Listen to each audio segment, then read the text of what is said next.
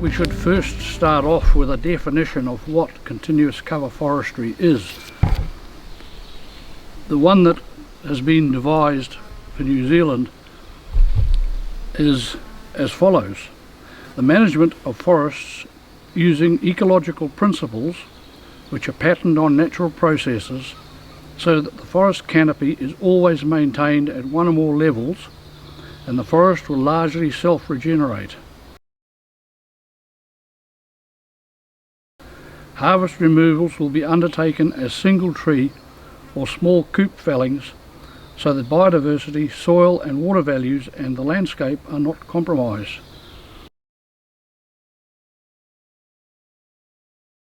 So the main thing here is that sustainability of the forest in the long term is at the heart of continuous cover forestry. It's not a silvicultural system as such. It's more a method of management, and you'd use different silvicultural systems depending upon what phase of the operation you're at. So it does get slightly complicated, or it sounds slightly complicated, but in fact it's really quite simple once it starts to work. And essentially it's the complete opposite of clear felling. Now there are several principles that you need to maintain if you're going to practice continuous cover forestry. The first is you adapt the forest to the site. It's not a case of saying we've got 100 hectares here, we'll flatten whatever's there and plant it with radiata. That's not adapting the forest to the site. You've got to look at individual sites, and they may be quite small, and work out what's going to do best on that site. The second principle is you have a holistic approach to the whole question of forest management. The objective is to maintain and enhance the functioning ecosystem that's already there, or if it's not already there, you need to recreate something which would have been there had things been different. You maintain forest conditions and you don't clear fell. Now there is one slight variation to this theme, and that is a thing called patch felling.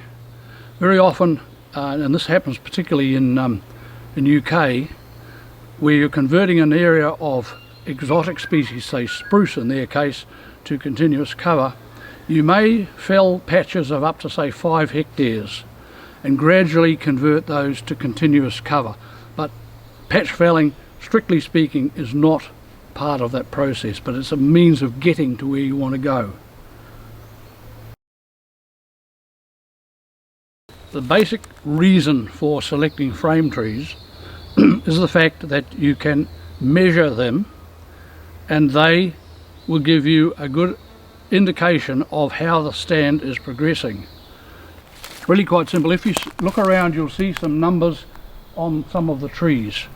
These are frame trees, and they are dominant trees which are selected, and they will be some of the first trees to be removed. When they're removed, they'll be replaced by other frame trees, new ones, which you select from around. And the objective is through an area like this, we have roughly 100 frame trees per hectare, and the objective is that when you're felling, you select the ones to go out from your frame trees. But there are two other factors that you must take into account. One is that if you've got damaged trees anywhere which are not going to be able to produce a suitable log, then you would take those out. And if you've got spots that are too dense, where the trees are too close together, you may take more trees out of there in order to give more space for the others to grow.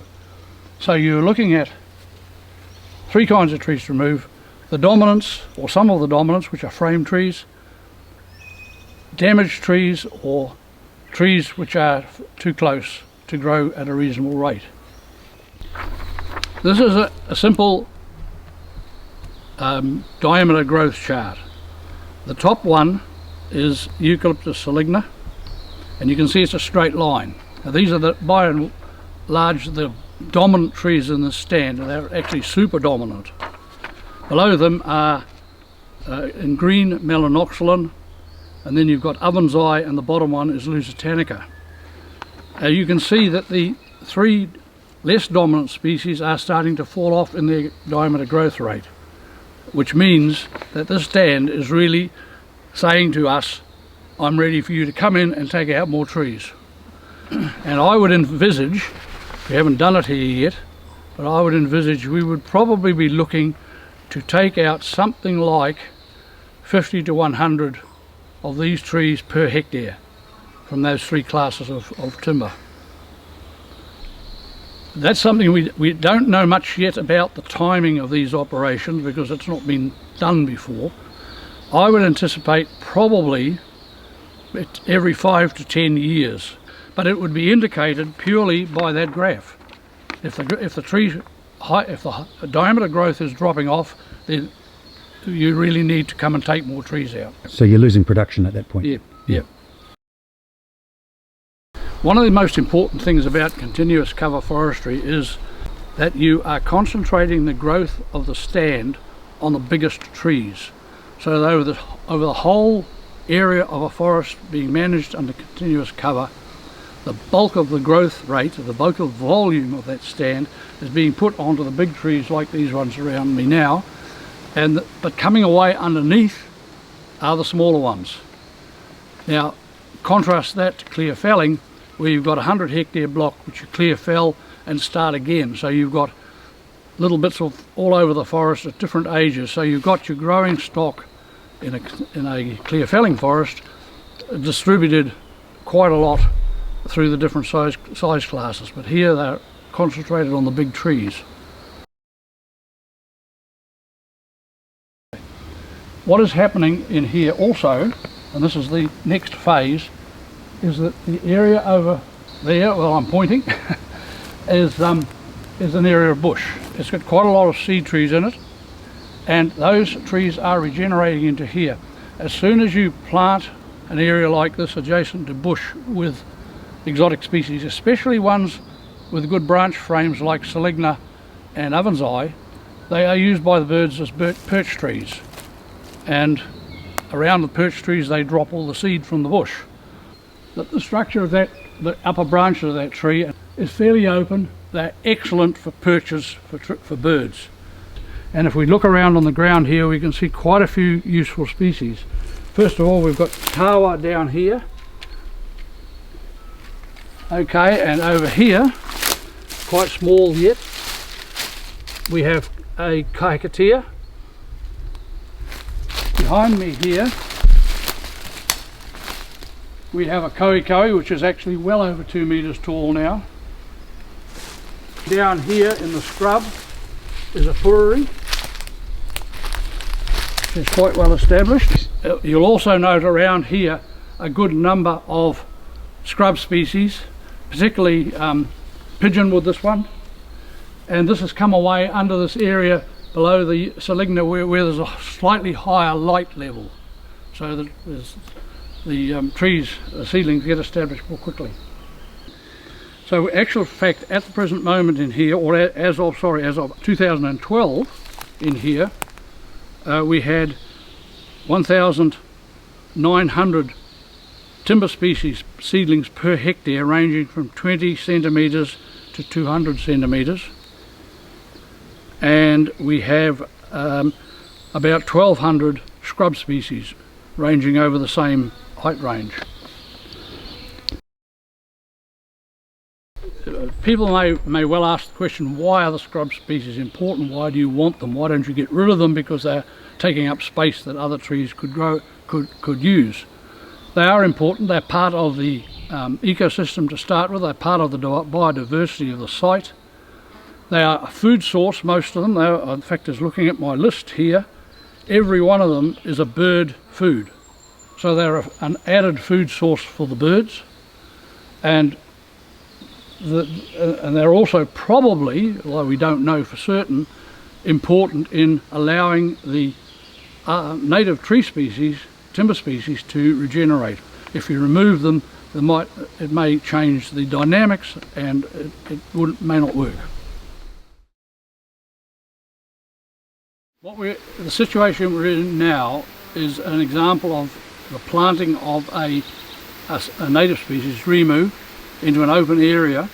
There's one Lusitanica over there, which I'm not sure why it's there, but it's basically, this was an open area. So it shows that where you've got a gap and enough light's getting in, the Remu in particular, and other species like Totara would also respond much the same, is they're going straight and tall, and they're quite fast. I'm not quite sure when these were planted. My records are a bit hazy, but I think they're certainly at least 12 years old. They're probably closer to 18, but I'll have to look that one up.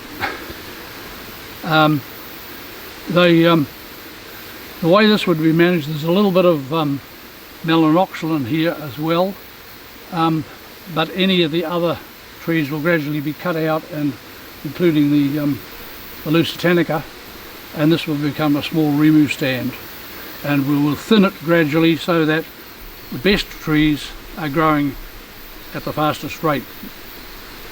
And this is one of the best ones we're standing beside now.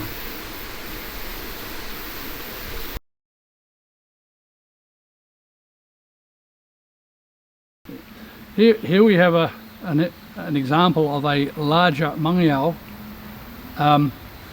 It's very much a niche timber. The best example I can give is the fact that it makes a beautiful sliced veneer. This one's growing quite well, and hopefully it'll develop into something, but I'm a little bit doubtful about them really becoming an important tree, but they're one of the fastest regenerators and the most numerous regenerators in this area, and so we can't discount them until we really know what the long-term possibilities are. So we just need to keep going with some of these and trying them out. Okay, just a comparison of continuous cover systems with the main alternative, which is clear felling. Continuous cover, and this is probably the most important, provides continuous and high quality soil protection, especially on steep slopes. Now that's important because we've seen a lot of damage recently from steep country with radiata on it that's been harvested, and they've then ended up with all the slash and unwanted logs down in the streams and even down on the beach. So that's a pretty important reason for continuous cover. I would postulate that continuous cover forestry is the only method we should be using on steep country in New Zealand. I don't know where the cut-off point is. We need a lot of research to determine that, but that is really the way we should be going. The other thing with continuous cover is you've got better retention of biodiversity, because you're getting regeneration of all these trees in here, and it's going to be here forever virtually, so your biodiversity is not wiped out once every 25-30 years as your area is cleared. It's allowed to grow and flourish and develop. And the final one, of course, is that it leaves the landscape relatively intact, so you don't have changes in your landscape when you clear fell huge areas. The landscape remains pretty much intact, and people who don't know what's going on would never know that an area is being managed for wood production because of this. But there are disadvantages, of course. And the main disadvantages with continuous cover forestry are higher cost and the need for higher skill levels and experience. The objective would be, though, that the timber species you're growing in your continuous cover forest won't be low value species, they will be high value species, things like Totara, kauri and so on, which make it economic to harvest in this way, because harvesting will be somewhat more expensive.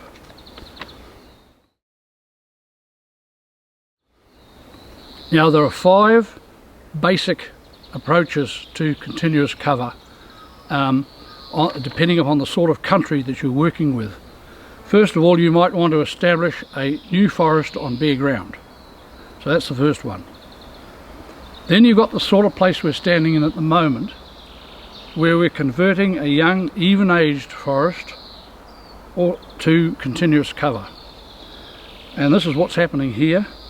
We've got this mixture of 4 exotics, and it's gradually being transformed back into native species which establish naturally under the exotic canopy.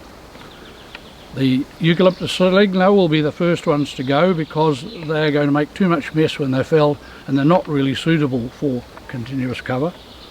And gradually you will work the exotics out and let the natives come in. Just to give you some idea of the number of natives that are coming in here already, there are 9 native timber species regenerating here. The most common is mungyao, of which there are nearly 500 per hectare. Then you've got kaikatea and koikoi. Rewa is quite common, but rewa probably tends to regenerate in here and then die out because I think it's a high light demanding species. We've also got tawa, tarari, puriri, pukatea and miro. Yep. Okay, the third type of conversion you might want to do is to convert indigenous cutover forest or understocked exotic forest to continuous cover forestry. The fourth one, you've got a mature even-aged plantation of radiata pine and you want to convert that to continuous cover forestry. Now some may say that it may not be possible to do that because radiata pine is a very light demanding species, but it's been proven possible by John Wardle at Oxford, where he's practicing continuous cover by taking out his radiata gradually as they reach a predetermined size, and he's getting already regeneration of radiata underneath it.